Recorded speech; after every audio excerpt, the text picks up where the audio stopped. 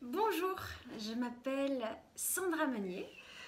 Je suis très heureuse de participer à ce sommet de l'éducation et de vous partager tout ce que je mets en place pour les enfants. Donc je me présente rapidement, je suis un thérapeute. J'ai créé un dispositif pédagogique pour les écoles qui s'appelle Terre de Joie. Et là aujourd'hui, puisque je vais vous proposer un atelier pratico-pratique, j'avais envie de vous présenter comment on met en place ce type de rituel, parce que ce sont des pratiques rituelles qu'on peut mettre en place dans sa classe. Et donc cet atelier est plutôt adressé aux enseignants. Par ailleurs, si vous êtes parent, restez aussi, puisque à la fin de cette vidéo, j'expliquerai aussi comment on peut adapter ce dispositif pédagogique chez soi, tout simplement, comment on éveille les enfants à la joie intérieure. Alors, avant de commencer, peut-être que je vais vous parler un petit peu de mon intention, pourquoi j'ai créé ce dispositif. Il m'a paru indispensable d'améliorer la qualité de vie dans les classes, de participer au bien-être individuel et collectif et de m'intéresser au plus près aux besoins des enseignants et des enfants. Et ce besoin, c'est peut-être un besoin de joie, de mieux-être ensemble. Ça fait quelques années que j'accompagne les enseignants. Et là, je vais vous faire jouer tout simplement, puisqu'on a cette opportunité d'avoir un atelier. Alors, avant d'emmener les enfants dans ces pratiques intérieures, j'ai l'habitude de les faire rêver. Ah oui, parce que je ne vous ai pas dit, moi je m'appelle Sandra Meunier, mais j'ai un double qui s'appelle Annabelle. C'est un personnage fantastique qui amène de la joie. Donc, quand on propose ce dispositif aux enfants, d'abord on les fait rêver. On les fait rêver au sujet de qu'est-ce qu'une héroïne. Il m'a semblé assez indispensable dans les nouvelles pédagogies de nous intéresser aussi à la question du héros. Qu'est-ce qu'un héros pour un enfant? Qu'est-ce qu'une héroïne? Pour moi, je me suis toujours dit que si on changeait la représentation des héros pour un enfant, on participait vraiment à un monde meilleur. Un héros, ce n'est pas celui qui se bat, c'est celui qui pose les armes. Et peut-être que le plus grand héros qui soit, en tout cas c'est ce que je propose aux enfants, en tout cas je les interroge par rapport à ça, est-ce que le plus grand héros qui soit, ce n'est pas celui qui amène la joie alors que beaucoup la perdent? Et je pense que ça fait son chemin, surtout à l'heure actuelle. Donc je commence et je vous encourage à faire pareil, les enseignants et même vous les parents, de raconter l'histoire d'Annabelle. Alors pour raconter l'histoire d'Annabelle, il vaut mieux créer un climat de classe assez mystérieux, assez enchanteur, de mettre des lumières merveilleuses et puis peut-être aussi de mettre une petite musique douce. Alors moi il se trouve que j'ai des instruments, alors je vais vous raconter une histoire avec un instrument merveilleux. Il était une fois Annabelle. Annabelle vient des étoiles. C'est une super héroïne de la joie. Elle est descendue sur Terre par un arc-en-ciel. Quand elle est arrivée sur Terre, elle est allée partout où les gens souffrent pour leur réveiller la joie de l'intérieur, la révéler. Et puis pour se reposer en dehors de ses missions de joie, elle a créé une île merveilleuse. Oh, vous voulez que je vous la présente, cette île? Sur un côté de l'île, on ne parle pas. C'est l'air du silence merveilleux. On écoute les oiseaux.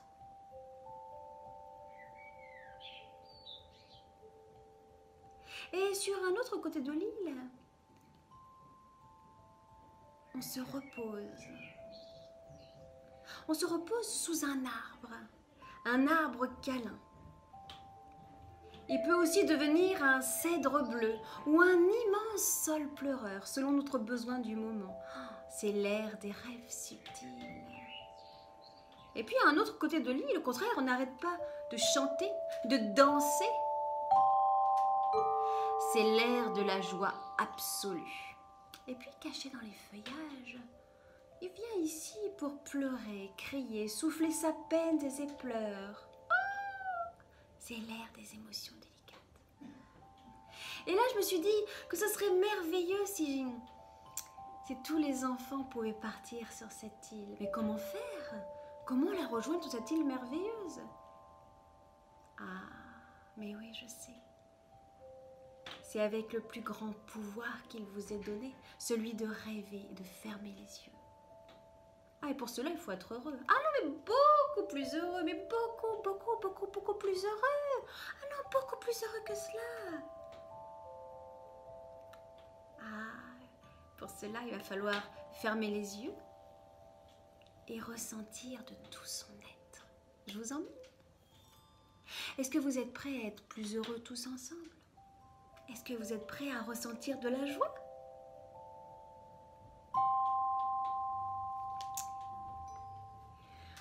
Voilà, alors là je l'ai raconté à ma façon, bien entendu que dans le livret pédagogique qui est proposé dans le dispositif, il y a l'histoire qui est écrite. Et puis, et c'est là qu'on invite les enfants à tirer un galet magique dans un petit sac comme ça qui a été constitué. Et on va l'inviter donc à tirer un galet qui va correspondre, d'accord, il y a marqué quelque chose dessus, et qui va correspondre à une carte. Alors il y a plus de 80 expériences autour de cette vie intérieure. Bon, là, je l'avais déjà tiré au hasard. Donc, l'air du silence merveilleux. Donc là, l'enfant va s'asseoir. Et on invite tous les enfants, bien sûr, à fermer les yeux. Et juste avant, on montre cette jolie carte. Et on leur propose l'expérience. À tous. Hein. On y va. Ferme les yeux. Respire profondément et prends le temps. Les arbres possèdent des petites bulles qui envoient de l'air, le plus pur de la terre. Respire-les.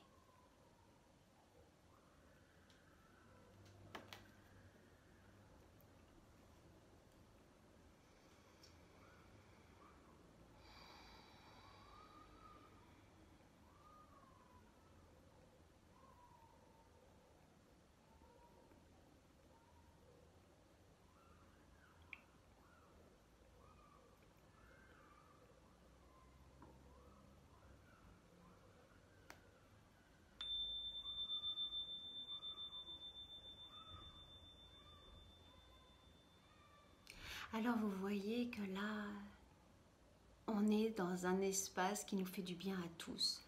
Les enseignants, l'enseignant comme les élèves, et donc cet instrument qui est dans le coffret vous permet vraiment de rythmer la séance, d'ouvrir ce temps intérieur et de le clôturer. Merveilleuse que propose l'énergie Shine. Une fois qu'on a fait cette expérience tous ensemble, qu'il y a eu ce calme, alors ce calme il va faire du bien à tous, hein, c'est merveilleux cet endroit. On va demander aux élèves de partager cette intimité. Ça me semblait important qu'au sein de l'éducation, au sein de l'école, on puisse encourager les enfants et leur donner le vocabulaire approprié au monde de la vie intérieure.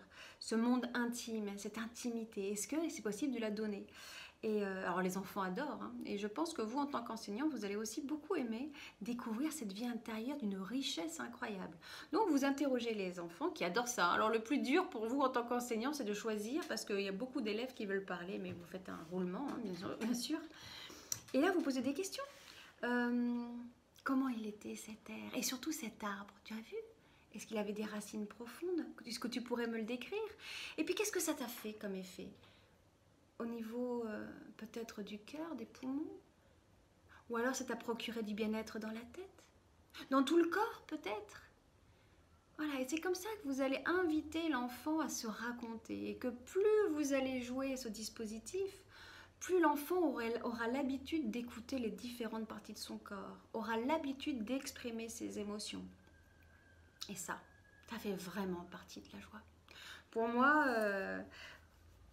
puisqu'on n'en a pas tellement parlé, mais pour moi, être un héros de la joie, c'est permettre à un enfant d'écouter sa vie intérieure, c'est de savoir se donner de la joie et de la donner aux autres. Puisque c'est pour ça que c'est un jeu coopératif et qu'à mon avis, dans les nouvelles pratiques, pratiques éducatives en ce moment, on parle beaucoup de coopération, ça me semble indispensable. Ça améliore énormément le climat de classe de savoir, est-ce que là en ce moment tout le monde est heureux? Ah, il y en a un qui va pas bien, je vais prendre soin de lui. Donc c'est cette écoute globale vraiment de soi et du collectif qui va permettre aussi de donner beaucoup de joie. Donc après avoir interrogé plusieurs enfants sur ce qu'ils ont traversé à l'intérieur, eh bien on repropose une nouvelle expérience. Et c'est comme ça qu'il y a une nouvelle expérience. Alors on va faire au hasard, comme ça, vous demandez à un enfant, l'enfant le plus calme qui lève la main, il vient tirer un galet magique, on tire un galet, il y a marqué R, des émotions délicates. Et voilà, et donc là il va tirer au hasard une carte. Et puisque nous, on est encore en train de jouer, on va la faire, cette carte.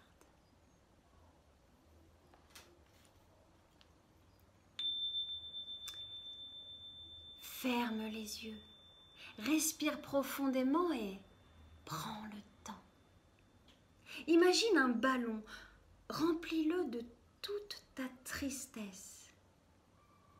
Puis souffle et laisse-le s'envoler loin, très loin, comme en apesanteur.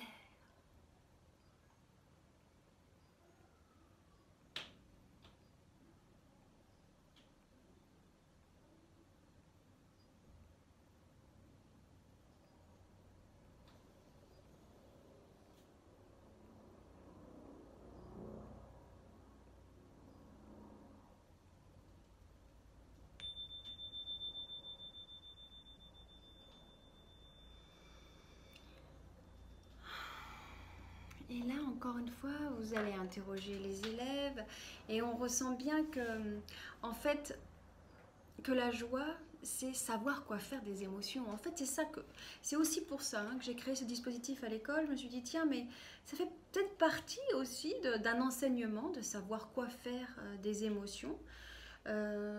Quoi faire des émotions délicates dans la vie. Si on est trop encombré, par exemple, par rapport à cette tristesse ou une colère ou une peur, on sait très bien qu'on a du mal à apprendre, on a du mal à vivre, tout simplement. Donc, j'avais envie de leur donner des outils pour la vie. Et je trouve ça vraiment fantastique que les enseignants puissent transmettre ces pratiques. Parce qu'après, on va voir que dans le climat de classe, il va être amélioré. Et dans la vie vraiment scolaire de l'enfant, on va pouvoir voir des bénéfices.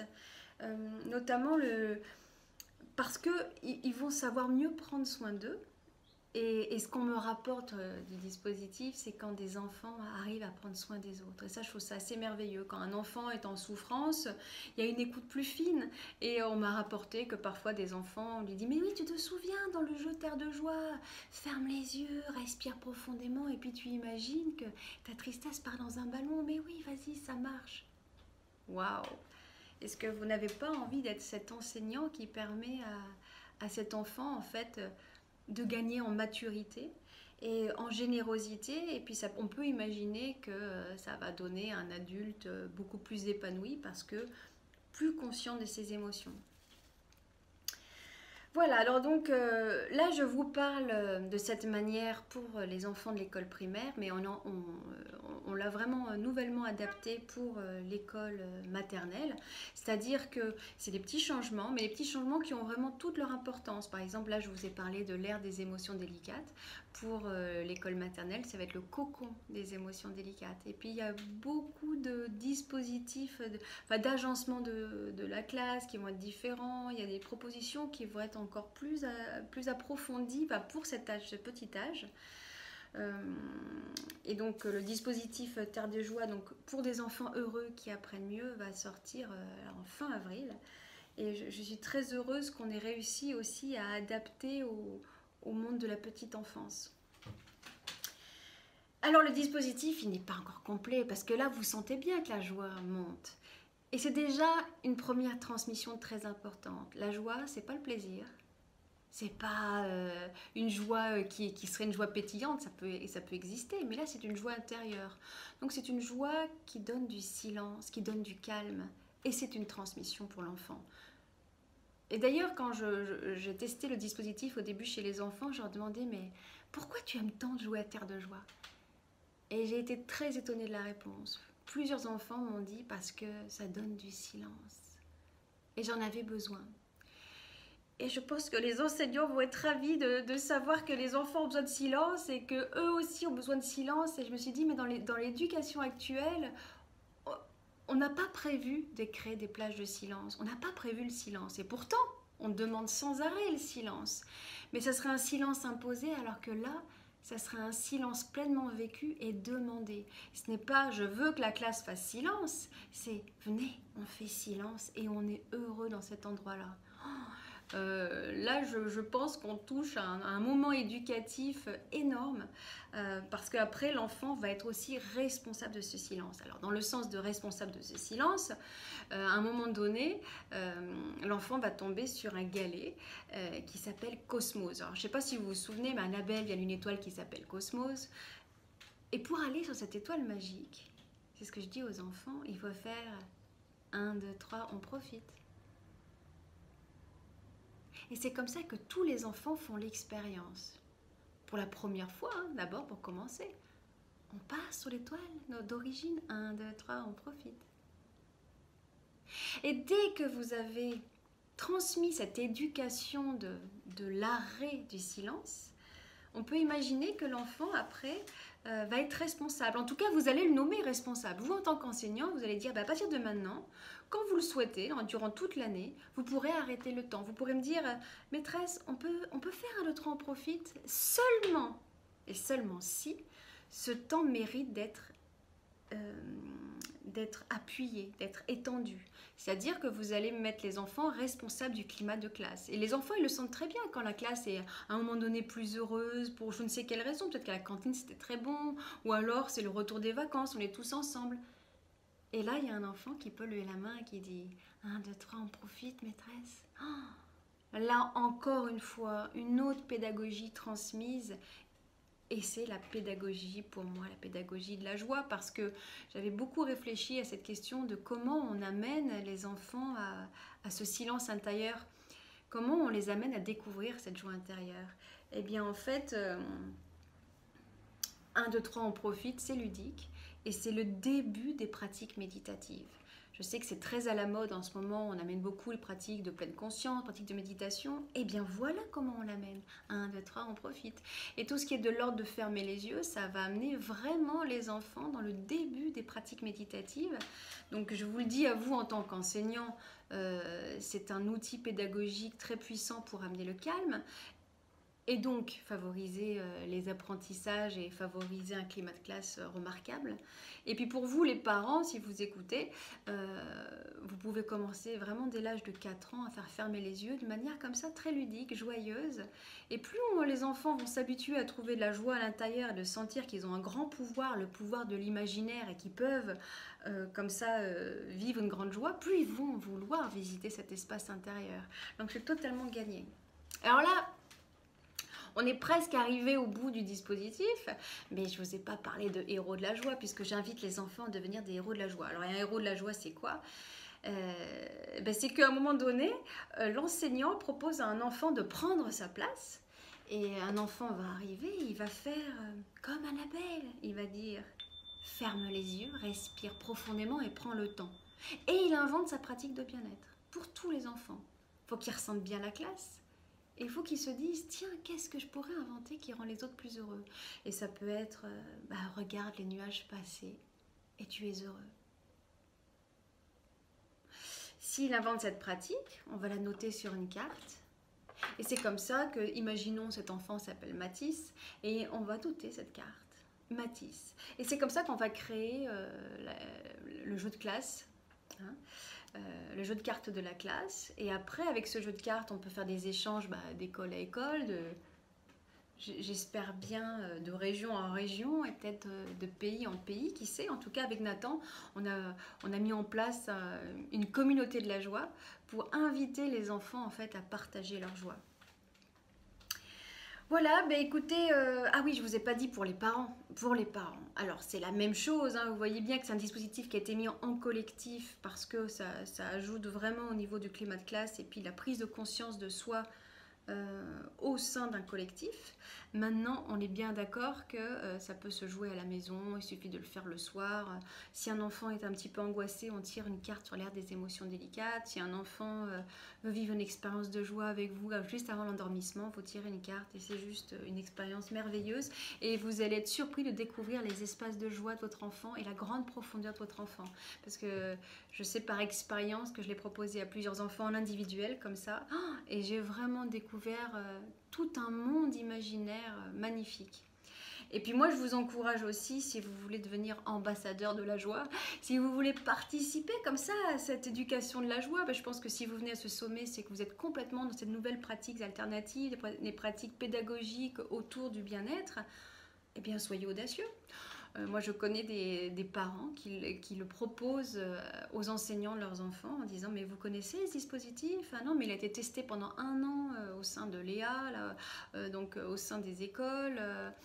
C'est un dispositif pour améliorer le climat de classe, pour transmettre des outils de bien-être pour les enfants. Sentez ce qui vous touche dans cette pédagogie. Et je vous assure que les enseignants seront reconnaissants parce que peut-être qu'ils n'ont pas l'information tout simplement. Et puis vous, si vous êtes enseignant, mais soyez des enseignants du futur.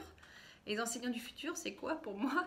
C'est, du futur et déjà de maintenant, c'est ceux qui amènent de la joie alors que du point de vue de l'extérieur, nous sommes en difficulté. Mais justement, c'est bien parce que nous vivons parfois des moments difficiles dans la vie qu'il faut nourrir ces espaces intérieurs.